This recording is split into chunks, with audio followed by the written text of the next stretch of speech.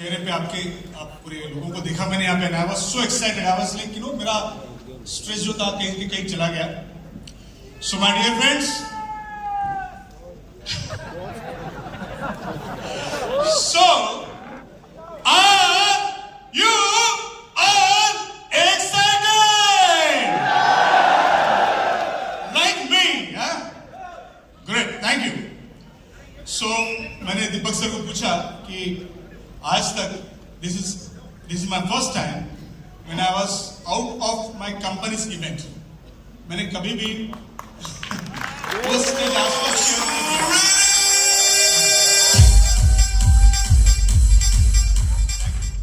मैं पहली बार ऐसा एक स्टेज शेयर करने जा रहा हूँ जो मेरे खुद के कंपनी का नहीं है. तो मैंने इनसे पूछा कि भाई रिस्ट्रिक्शंस क्या क्या. तो उन्होंने बोला नाम नहीं बोलना है कंपनी का. लेकिन बात बड़ी डिफिकल्ट होती है कि means when you are talking from your heart, तब सोच के बोलना बड़ा डिफिकल्ट होता है कि अरे बार ये नहीं बोलना, ये नहीं बोलना. सो समटाइम्स गलती हो जाए तो माफ कर देना प्लीज. वैसे मैंने सुना कि मैं जिस कंपनी में हूँ, जिस कंपनी का मैं रिप्रेजेंटेशन करता हूँ, प्रतिनिधित्व करता हूँ, उस कंपनी से करीबन 1400 लोग हैं.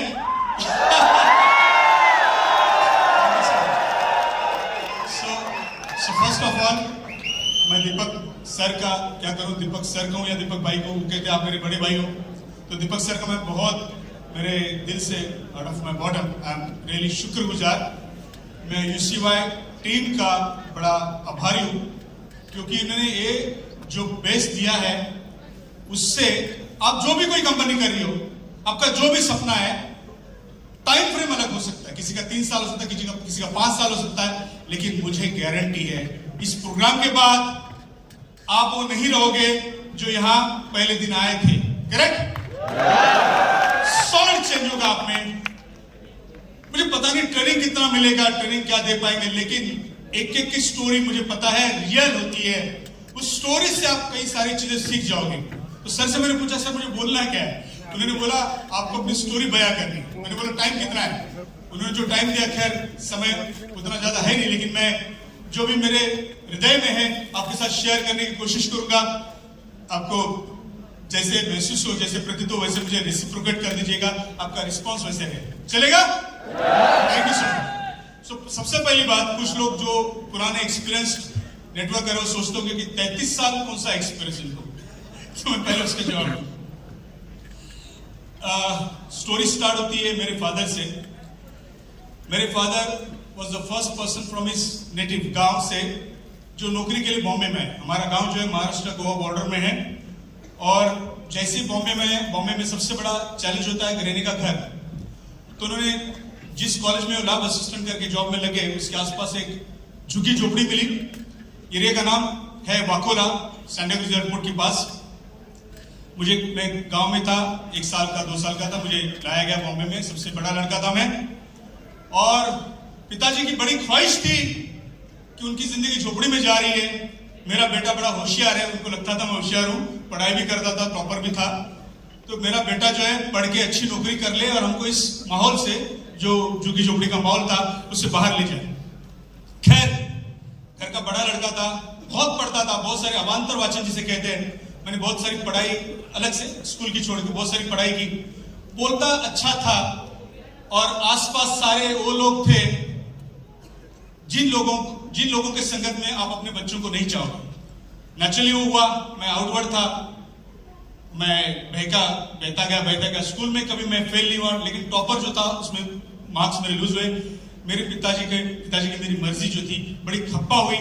और 10वीं के आसपास मुझे याद है, जबकि मुझे इंजीनियरिंग VGTI कॉलेज में एडमिशन लेना था, मैं नहीं ले पाया. पिताजी बड़े नाराज हुए, मेरे से बात करना छोड़ दी पिताजी ने. उम्र थी मेरी 16, कॉलेज का फर्स्ट ईयर. मेरे पास कॉलेज जाने के लिए पैसे नहीं होते थे. और मैंने स्टोरी इसके पहले कभी किसी के साथ शेयर नहीं किए, आज पहली बार कर रहा हूं. तो पैसे नहीं होते थे मेरे पास. और जिम जाता था, अच्छी खासी बॉडी थी, 16 का था, 18-20 का लगता था. और बोलता भी बहुत अच्छा था, लोग सुनने के लिए आते थे. किसी ने मुझे अप्रोच किया और कहा राजन एक कंपनी है, खैर वो कंपनी आज अपने वर्किंग में नहीं है. इंडिया की सबसे पुरानी NBFC non banking finance company Peerless उसका नाम था. मैं उस व्यक्ति ने मुझे अप्रोच किया मेरे पहले गुरु थे नेटवर्क मार्केटिंग के, उन्होंने बोला राजन एक काम करेगा, तेरे को महीने के 100-200 रुपए मिल जाएंगे। मेरे लिए 100-200 रुपए पॉकेट मनी आज के 34 साल पहले की बात है, 1990। It was a big amount for me. I said yes, okay, and I started working. Agency की पहली रैंक थी एजेंट। मैंने उसका कोटा जो था साल भर का, मैंने 1 महीने में पूरा किया। उन्होंने बोला आपका प्रमोशन दूसरे महीने में फील्ड ऑफिसर, दूसरे महीने में दूसरे साल का कोटा पूरा किया, तीसरे महीने में तीसरे साल का कोटा पूरा किया, एंड आई बिकम सब organiser in a record time in Peerless around 1990 July to September. I remember those days. Anyway, that was my first company in finance. मैंने उसके पहले नेचुरली कभी कोई कंपनी नहीं की थी, उसके बाद कोई फाइनेंस की कंपनी नहीं की। थैंकफुली वो कंपनी आज भी अपने पेमेंट सबको देती है, तो मेरे चरित्र पे कोई दब्बा नहीं लगा। और लेकिन उसके बाद फिर मैंने कोई नेटवर्क मार्केटिंग में, MLM में, फाइनेंस वाली कंपनी कभी नहीं की। हाँ, मैंने 1996 में जब कोई नेटवर्क मार्केटिंग इंडिया में नहीं था, तब मैंने LIC का as a career agent join किया। उसमें भी कोई अप्लाई नहीं होता था as a development officer, as a career agency नहीं होता था। एक स्टाइपेंड मिलता था 1200 रुपए का। 1996 जुलाई मैंने अपने दम पे, खैर ऐसा बोलना नहीं चाहिए, लेकिन मैं MDRT के लेवल तक गया। MDRT नहीं पहुंचा मैं, I was around club member, chairman club member in LIC। तब उसी दौरान एक फॉरेन की कंपनी, अब नाम नहीं लूंगा, फॉरेन की कंपनी इंडिया में लॉन्च होने जा रही थी 1997 में। कोशिश की, फेल हुआ। 1997 में आज इंडिया की जिसको शायद पहली कंपनी कहा जा सकता है, आज भी अस्तित्व में है, उसमें मैंने थोड़ा बहुत काम किया। और उम्र काफी ऐसी थी, इमैच्योर एज था, अराउंड 23 आवर्स। कंपनी ने किसी टीम को निकाल दिया, टीम से जो स्टेज पे दिखते थे। मुझे लगा अरे सारी कंपनियां बकवास होती है, ये MLM कुछ सच नहीं होता, मैं निकल गया। लेकिन ऐसा कहते कि डायरेक्ट सेलिंग का जो खुजली है, कीड़ा है, वो एक बार घुसे ना तो निकलता नहीं है। शायद मैंने बीत गया। 1998 के अप्रैल में मैंने एक कंपनी ज्वाइन कर ली। कंसेप्ट कंपनी थी एक्चुअली। 5 साल उस कंपनी में काम किया, करीबन 3 लाख लोगों की टीम हुई। छोटा सा कंसेप्ट था, लेकिन उसमें मैंने वो सारा चीज सीखा जो मेरे आगे के हर सक्सेस के लिए बुनियाद बनता गया। आज मैं जिस कंपनी में हूं, उस कंपनी का प्रोडक्ट रिकरिंग साबुन तेल या सप्लीमेंट्री प्रोडक्ट नहीं है। It's a one time purchase product, it's a very expensive product. Still we are doing very good business because the बुनियाद थी वही साबुन तेल सप्लीमेंट्री कंपनी ने जो मुझे सिखाया, मेरे गुरु ने जो सिखाया, उसकी वो जो बेसिक्स था कि लिस्ट कैसे निकालना है, अप्रोच कैसे करना है, लोगों के साथ बात कैसे करनी, टीम वगैरह वगैरह, बेसिक्स वही। चाहे आप 3-4-5 लाख का प्रोडक्ट बेचो, चाहे 300-400 रुपए का साबुन शैम्पू बेचो, बेसिक्स नेटवर्किंग का एक ही है। और इसका मूल मंत्र है, मैं आपको एक मंत्र देके जाऊंगा, बड़ा छोटा मंत्र है, बहुत सारे हैं, एक छोटा मंत्र आपको देके जाऊंगा, वो है टिके रहो,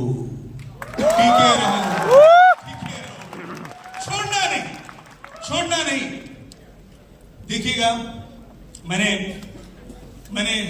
जब मैं बोल रहा हूं छोड़ना नहीं, तो मैंने खुद ने नेटवर्क मार्केटिंग 4-5 साल के लिए छोड़ा, 2010 से लेके 2010-11 से लेके 2015 तक, क्योंकि वो सारी सिस्टम इस कंपनी, इस इंडस्ट्री में आई थी जिसको मैं गलत मानता हूं। आप समझ सकते हैं शायद, सर्वे वगैरह वगैरह वगैरह, राइट। लेकिन मुझे करना था लाइफ में सिर्फ नेटवर्क मार्केटिंग, क्योंकि मुझे मालूम था कि मैं मजबूरी करके कोई जॉब स्वीकारूं। 2015 के आसपास मैं एक हांगकांग की कंपनी में as a trainer and development head करके जॉब में था। बीच में मैंने, मेरी क्वालिफिकेशन ये भी रही कि मैंने NLP का मास्टर कोर्स किया था रिचर्ड बैंडलर से 2000 साल में। So on that qualification someone joined me as a head of the training department of that HK TV products। लेकिन अब यहां से मेरा असली जो फ्रस्ट्रेशन है वो स्टार्ट हुआ। बीच में क्या हुआ कि मैंने जो भी सारा पैसा नेटवर्क मार्केटिंग में कमाया, मैं सब दीपक बजाज जैसे गुरु लोगों से ये रिक्वेस्ट करता हूं कि नेटवर्कर के साथ सबसे बड़ी परेशानी होती है कि पैसा आसानी से आता है जब आने लगता है, और पैसा रिटेन कैसे करना आपको पता नहीं होता। आप बहुत सारी गलत चीजें यहाँ वहां वॉरेन बफे बनने जाते हो, 10 कंपनी में 10 बिजनेस में हाथ डालने जाते हो। मेरा एक सजेशन रहेगा आपको, जो मेरे एक्सपीरियंस है, कि प्लीज सिर्फ नेटवर्क मार्केटिंग करिए, पैसा कमाइए, और कहीं एक ही जगह पे एक सोर्स पे हो सकता है म्यूचुअल फंड जो भी हो, वहां पे डालिए, क्योंकि अगर आप 10 कंपनी में डालो या 10 इंस्ट्रूमेंट में डालो तो जो मेरा हुआ वो आपका हो सकता है, वो नहीं हो, इसके लिए मेरी सलाह है। मैंने क्या किया, 1998 में मैं इस झुपड़ी से बाहर निकला और 2000 में मैंने मीरा में मेरा एक 2 BHK घर लिया। वो घर भी इसलिए लिया क्योंकि मेरा टारगेट था जिंदगी की, मेरी पहली कार मैं 2002 में लूंगा, तो उसके लिए कार के लिए मेरा गैरेज होना चाहिए, तो मेरा एक खुद का घर होना चाहिए, अपार्टमेंट। झुग्गी झोपड़ी में अगर कार आती है तो ठीक नहीं रहता, और इस बहाने मैंने मेरा पहला फ्लैट खरीद लिया। लेकिन जिंदगी में जो उतार चढ़ाव आए, जो फाइनेंशियल लिटरेसी नहीं थी, देखिए पैसा कमाना अलग बात है, पैसे को मेंटेन करना, रिटेन करना, उसको बढ़ाना अलग बात है। मैंने शेयर मार्केट में अपना पैसा, अपना घर वर सब डुबो दिया। मैं बड़ी शॉर्ट में मेरी स्टोरी बोल रहा हूं। और 2007 में मैं रास्ते पे आया और फिर से मुझे लगा कि नहीं, नेटवर्क मार्केटिंग मैंने छोड़ के गलती की है, मुझे फिर से नेटवर्क मार्केटिंग में आना चाहिए।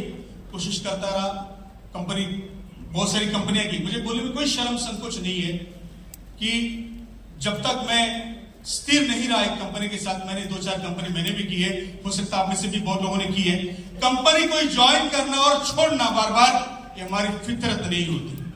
कोई नेटवर्कर ही नहीं चाहता कि कल मैंने दोस्त को एक कंपनी बोली थी, 6 महीने का दूसरी कंपनी बोलूं, वो कोई नेटवर्कर नहीं चाहता। लेकिन कभी कभी मजबूरियां ऐसी हो जाती है, तो उस मजबूरियों से आप में से कई लोग गुजरे होंगे, मैं भी गुजरा। और साथ साथ उसके बाद क्या हुआ, मैंने 2015 में जॉब ज्वाइन कर लिया। तो उसके बाद जो है इस बीच में शादी कर ली मैंने, घर नहीं था अपना खुद का। और मुझे याद है पावर ऑफ सबकॉन्शियस माइंड ये हम सिखाते हैं, लेकिन मेरा खुद का घर नहीं था बॉम्बे में, जो मैंने घर बेचा 2007 में शेयर मार्केट में। उसके बाद मेरे बीवी को मैंने एक झूठा खैर नहीं कह सकते, मैंने एक प्रॉमिस कर लिया कि मैंने बोला तेरे को 2010 के पहले बॉम्बे में घर दिलवा दूंगा, मेरे से शादी कर दूं। अरेंज मैरिज थी, वो तैयार हो गए बेचारे। 2009 में मैंने सही में कंपनी करी। 2010 में मैंने जिसे लॉन्ग लीज का घर कहते, पगड़ी का, लॉन्ग रेंट का, वो मैंने घर लिया।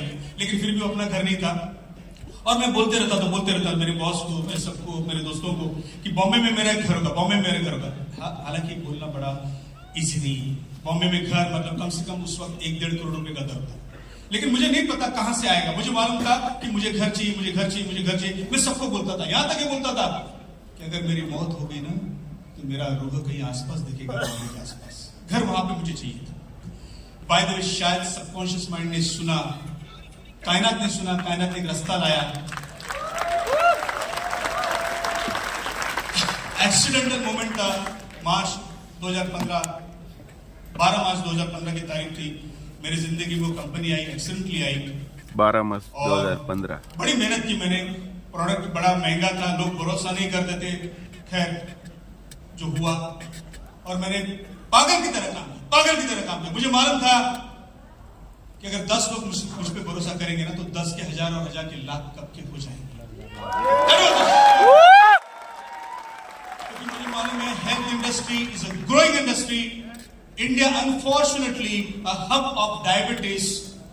तो लोगों को कोई हेल्थ का रास्ता चाहिए, और हेल्थ में जब पैसा खर्चा होता है ना तो पैसा बचाने के लिए कोई इनकम का जरिया भी चाहिए।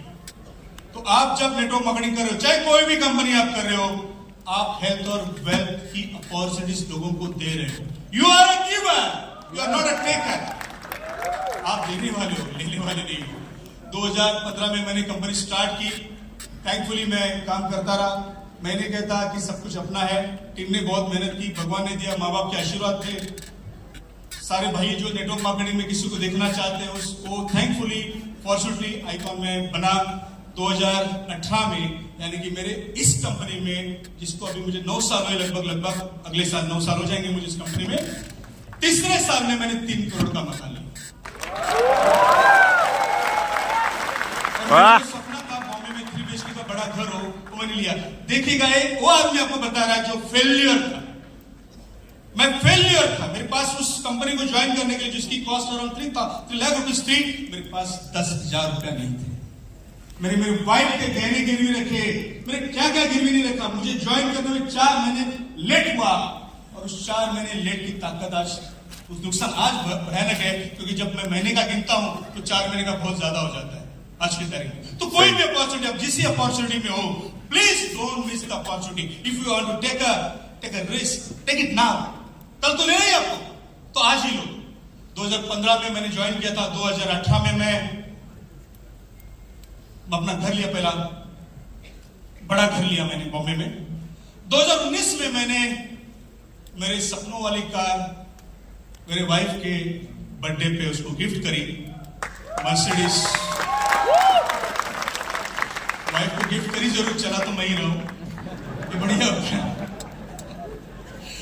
2019-20 में मेरे इस बिजनेस के नेटवर्क मार्केटिंग में, जिसमें पिछले 9 साल से जिस कंपनी में हूं, उस कंपनी के मेरे ख्याल से 2020, that means 5 years, just after 5 years, and in network marketing maybe 29 years later, I became 8 figures income taxpayer networker of India.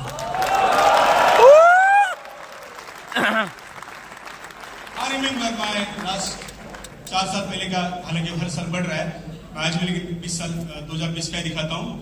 The first time I paid 8 figures tax, income tax on a white proper income. Those who are a government authority here should understand the person अगर वो earn कर रहा है तो GDP बढ़ा रहा है देश की, कई सारे लोगों को रोजगार दे रहा है। This is employment giving industry, my dear friends. वो जो व्यक्ति जिसके पास 5 साल पहले 10,000 रुपए जेब में नहीं थे, उसने 1,17,00,000 रुपए इनकम टैक्स आज के 4 साल पहले भरा, और हर साल वो बढ़ता रहा है। इस साल शायद 2 करोड़ के आसपास में इनकम टैक्स भरा। मुझे दोस्तों गौरव की बात यह है, हम सबके लिए गौरव की बात यह है कि मेरे जैसा बंदा अगर उस पिछली वाले कुर्सी से अगर स्टेज पे आ सकता है, तो आप भी आ सकते हो। छोड़ना नहीं, टिके रहना। जिन्होंने एक स्टोरी शायद सुनी हो, नहीं सुनी हो, मैं 1 मिनट की स्टोरी में आपको सुनाता हूं। बढ़िया प्यारी सी स्टोरी मैंने जब सुनी थी, मेरे गुरु ने बोली थी स्टोरी। अफ्रीका में जब बारिश नहीं गिरता था, कितने लोगों ने सुनी स्टोरी? फिर से रिपीट करता हूं, राजन मांद्रेकर के मुंह से। अफ्रीका में जब बारिश नहीं गिरता था, तो उस मौसम में जहां पे अकाल गिरता था, गांव के सारे पंच लोग जो है, प्रमुख लोग जो एक साथ आते थे और ड्रम बजाते थे, और फिर उस ड्रम और कुछ मंत्रों के साथ बारिश गिरती थी। लेकिन कुछ लोग ऐसे भी थे जो ड्रम बजाते थे, मंत्र बजाते थे, नाचते थे, फिर भी उनकी बारिश नहीं गिरती थी। लेकिन उस सारे गांव में ऐसा एक गांव था जिसका मुखिया ड्रम बजाता, मंत्र बोलता, नाचता, उसकी बारिश पक्की होती। अब बाकी सारे गांव के जो मुखिया थे, उनको सवाल हुआ कि इसके पास ऐसा कौन सा मंत्र हमारे पुरखों ने दिया है जो बाकी लोगों के पास नहीं है, इसके पास क्या है? उसको पूछा गया, भाई तेरे पास अलग से क्या मंत्र है, बता। उसने बोला कोई अलग सा मंत्र नहीं, जो आप पढ़ते हो मैं पढ़ता हूं, जो ड्रामा बजाते हो मैं बजाता हूं, जो ऐसे आप नाचते हो वैसे मैं नाचता हूं। मैंने बोला नहीं तू झूठ बोल रहा है। उसने बोला नहीं, मैं सच बात बोल रहा हूं। कोई बात नहीं, देखा जाएगा। 5 साल में एक दिन ऐसा आता है जिस दिन आपको सिर्फ सच बोलना होता है, नहीं तो आपका हेल यानी कि नर्क में जाना पक्का है। सारे गांव के मुखिया आते और बोलते आज तू नर्क में जाएगा, सच नहीं बोलेगा, बता। हमारे मंत्र, हमारे ड्रम, हमारा नाचना, बारिश नहीं गिरता, तेरा बारिश कैसे गिरता है? तेरे पास ऐसा कौन सा मंत्र है? उसने बोला भाई लोग, मैं कल भी सच बोला था, आज भी सच बोलता हूं, लेकिन मैं आपको आज एक्स्ट्रा बात बोलूंगा। जो मंत्र आप बोलते, जो ड्रम आप बजाते, जो नाच आप करते, वही नाच, वही ड्रम, वही मंत्र मैं भी करता हूं। लेकिन मैं तब तक नाचता हूं, मैं तब तक ड्रम बजाता हूं, तब तक मंत्र बोलता हूं, जब तक बारिश नहीं होती। दोस्तों, जब तक हमारी सक्सेस की, हमारी ड्रीम जब तक सच में नहीं उतरता, तब तक हमको शो द प्लान करते रहना है, टिके रहना है। और जो भी सारे दोस्त हमको नालायक समझने के लिए आतुर है, उत्साहित है कि तू तो फेल हो जाएगा, मैंने बोला था तो तू फेल हो जाएगा, उन सबको अपने मर्सिडीज, जगुआर, BMW में राउंड देने के लिए नाचते रहो, शो द प्लान करते रहो, यूसी वाई विन, अटेंड करते रहो। प्रकाश सर की और बाकी सब की ट्रेनिंग लेते रहो और जल्दी से गो diamond and all the best. Thank you so much.